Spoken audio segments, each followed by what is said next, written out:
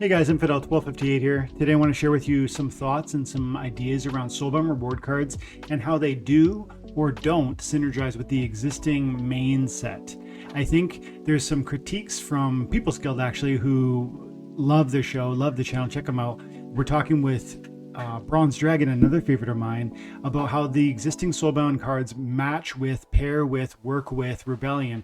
And that they don't is a detractor from desiring or moving Rebellion packs. First of all, I think they're bang on. Second of all, what would it mean or how would we go about synergizing our mini sets to our main sets, our reward cards to our main sets? And what would that do for the game, for our investment, for the playability? If that sounds interesting, stick around and stay tuned. If you want to be invited to these live events when they're recorded, check out my members page and get involved. Thanks guys. Bye for now. Been watching People's Guild, love what I'm seeing. I know every one of you watches it and they're enjoying it too. The great interviews and consistently amazing. Jangles is amazing, Hep's amazing. I often find one of the things I really enjoy about the People's Guild is that I really think their questioning is on point with who they're dealing with, and it's drives great conversation, but that's authentic. It's not cookie cutter. It feels like they've really thought about who they're talking to, and so I love it. And with Bronze Dragon recently, they talked about something really cool that I have never thought about, and I wanted to explore with you live today, King. The idea of that we've got a new reward card set. We understand that those are powerful. That's been most people's consensus of it, but the feedback that I think it sounded like Jangles was mostly giving was that while these cards are powerful, they don't necessarily directly synergize with Rebellion in any discernible way. That was his opinion, and I think I agree. It's not like these cards just immediately scream, oh, I need that Rebellion card to go with it. And when I do, that'll be an amazing, powerful, overpowered synergy. And if he's right about that, Jangles concluded that that's a bit of a lost marketing opportunity because you should want to sell Rebellion packs. And if you created that incentive, you might drive profitability, which is theoretically a good thing. Now, I've got lots of opinions about that, but that's the first piece. And I wonder first what you think about that. Should they have been more connected? Are they connected in some ways that you've seen? Are there some really powerful synergies that you think are directly tied to Rebellion or not? So first of all, shout out to the People's Guild. Love you guys. Keep the content coming. I think all of Pretoria just celebrates every time you guys release an episode. So Jangles, Hepthorn, keep it up, guys. Love the stuff. Yeah, I completely agree. I think it feels kind of like disjunct. The rewards set doesn't really have that synergy that Jangles was talking about. Kind of missing, and it just feels like it's a very separate set of cards in that sense. So like any special kind of synergies I haven't really noticed.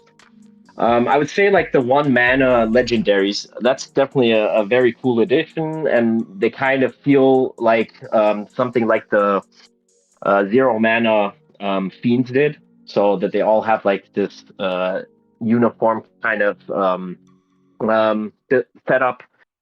So I definitely like that addition, but essentially it doesn't really speak to any kind of synergy. The most special cards that they've released in this new reward set, they're all like borderline OP, just on their own. There's nothing synergized that makes them that. They are already standalone, just amazing. Definitely at least 5 to 6 cards that I can think of that are definitely special in their own right.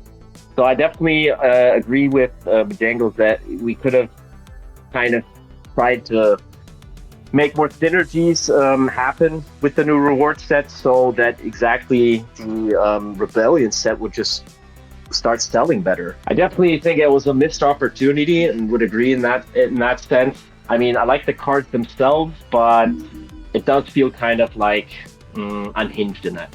Yeah, I think that's probably fair. I might, I guess, press the conversation a little forward and say, what does Rebellion offer that makes Rebellion like that could have been leveraged in this Soulbound set. I do think one thing stands out for me. It's with Rebellion, the thing that had never before been provided is the Soulbounds or the summoners that allow double splinter. And so before we went live, this to me is one of the unique cornerstones for what Rebellion is. It's not the only. There's other things like Weapons Trainer has really taken over. Maybe there's a conversation in how Weapons Trainer could be used. Tactics has been implemented in a deeper way. That's three different things that I just thought of. Maybe you can think of more, but there's three things at least that define how Rebellion is unique. And it would have been interesting, even just the multi-splinter summoners, if that could have been leveraged in a powerful way with the Soulbounds. One thing I thought, and I didn't mention this to you yet, but I imagine this way. Like, I grew up watching Transformers, loved watching Generation 1 Transformers. And you maybe remember things like the Transformers Headmasters or the multi-piece units where like 5 Transformers would come together and create this huge powerful monster. What if in Splinterland, if you had a death life example, the summoner allows you to play both those splinters, and you could play on angel imagery, and you've got this soul is in heaven and the body is dead and it's a corpse in death, and then it's like, but it's one concept, it's one card in a sense. And when played together, they have this unique advantage, ability, or synergy. I don't know what that would mean or what that would exactly look like, but it's somehow more powerful together. Not that you have to play them together. You could play them distinctly and individually, and maybe they're useful and functional and desirable from if you're just playing life or you're just playing death. But you know what I mean? Yeah. Like there's a way. Oh, definitely. There's a way to approach it that might be more sexy and attractive and exciting for Rebellion. And I think in the mini set, I hope this is heard, and I hope this is thought about and maybe implemented. Do you have any thoughts about that? First of all, I love that idea. Basically using that dual element summoner as a basis for creating 2 different cards that play on that dual element summoner, and that they maybe, like, when they're played together, they have a bonus to their stats or something, that they get boosted somehow. I think that sounds very interesting. Regarding like finding those synergies, I don't think it's quite the easy task to for Call Me Tim to like think all these things up, especially when you start delving in the region of like dual splinters, and because all of a sudden you have 2 splinters where you have to consider all the cards that were ever made for that, if you're looking at it from a wild basis, right? Yeah.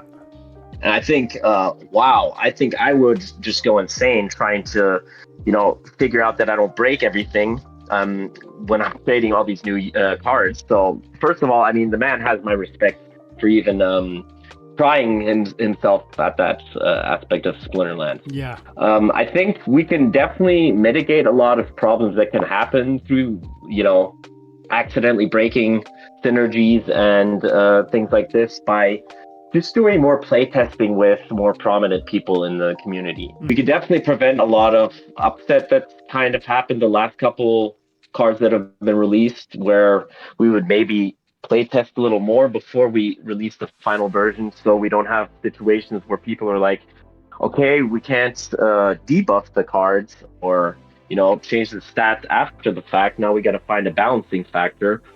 But I would say like the combo Lorcus with Venka is just insane. And I've won so many games with just those 2 cards. I think those are like by far the 2 best investments that I've made in all the cards that I've bought in the last 6 months.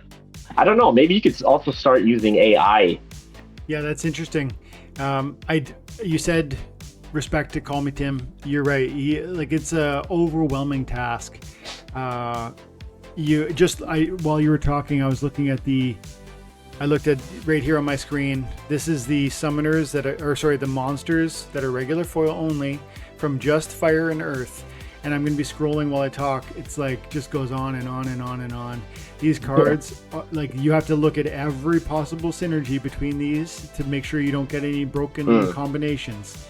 It's like, that's crazy. Yeah. That's so crazy. Yeah, you need like a generalized AI to sort of, really explore that in a sort of detailed way. It might be possible to implement what I'm suggesting, almost as like, maybe you just build the team as best you can and do what you can as they already are doing. But if there was one little sort of ace up the sleeve where it was like, you really saw a unique value for that summoner. And maybe I'm even talking about a more broad conversation. Like if we look at mini sets, if we look at major releases and then mini sets, and we go to ourselves, or we look at major releases and the associated soulbound reward cards, it probably should behoove the team to think, okay, we want this to synergistically operate in together. And so if Rebellion is, let's say, differentiated because it has multi-splinter summoners, it has tactics, and it has, it leans into weapons training, among other things. But let's just say that's the three things you really focus on, how it's unique. Okay, how do we double down on that, or, accentuate that, or focus on that, or build upon that, or maybe pull that back? Either way, you're trying to connect your following set, your mini set, or your soulbound set with, I think that intentionality, I'm not sure has been present. Maybe I'm wrong. Again, respect to Call Me Tim, it's a huge job, and I don't think I could do any better.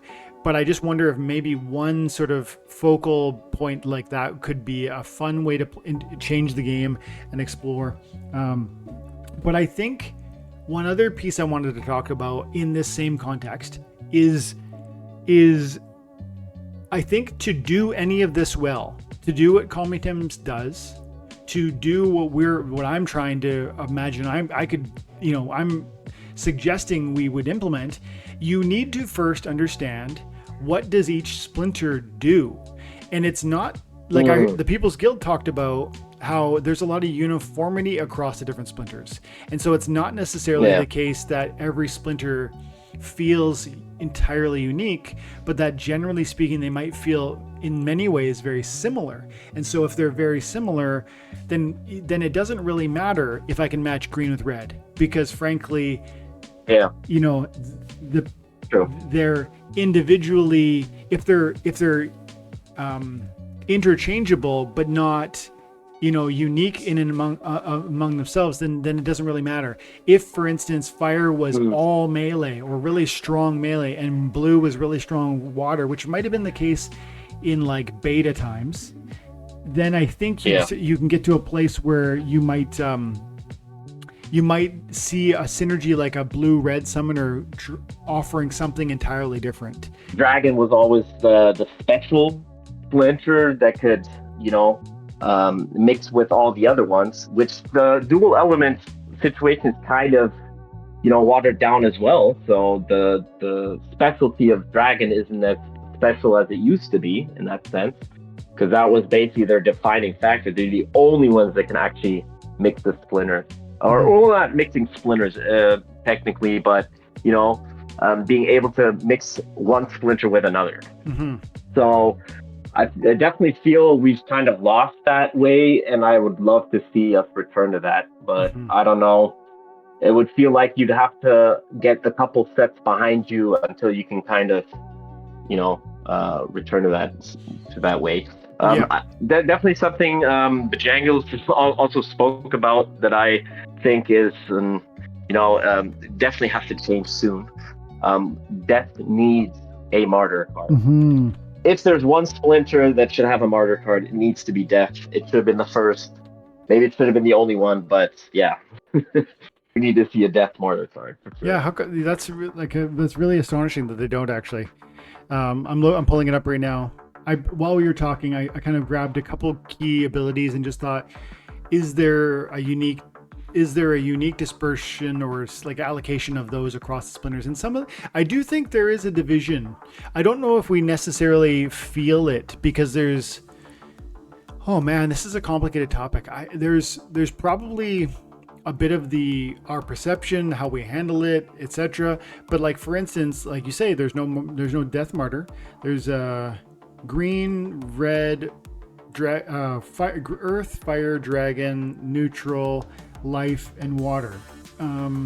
It's maybe that was a synergistic choice. Maybe that was like a thematic choice because martyr is like, I'm gonna die for you and like benefit you in my dying, and death is like, dark, self-serving, etc. Maybe, but I don't know. But I do think words that came to mind when I thought death were things like scavenge, life leech, poison, affliction, and yes. I searched in this screen I'm looking at. I've got scavengers. We got 2 on the fire team. We got 1, 2, 3 on the green team. We got 1, 2 on the death team.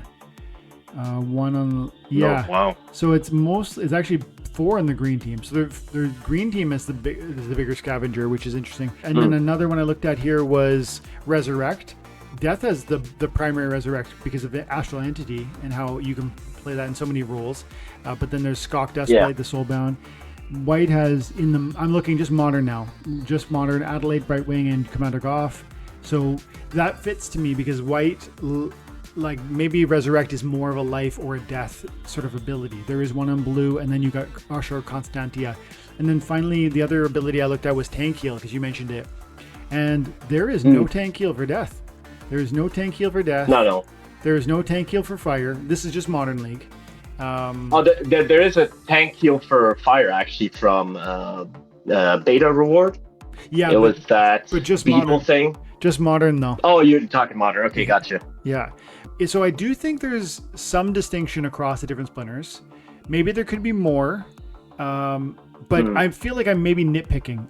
Long story short, I think really knowing what each splinter represents, the team, even if they don't share this with us publicly, I hope, and I would think it would make sense for them to sort of, as a team, discuss what is blue supposed to be thematically, what is fire supposed to be. But I just, whatever the definition or whatever the thematic choice is, I hope the team is finding that and playing with that as like almost a sandbox, because I think the distinction and differentiation across splinters is valuable from a player experience and probably leans into a greater desire for card ownership, because if every splinter does everything, then you don't necessarily need to diversify. And so I think knowing what each should be or is trying to be and leaning into that is probably a good card design and a good way to control or better control power creep and just benefits upon benefits.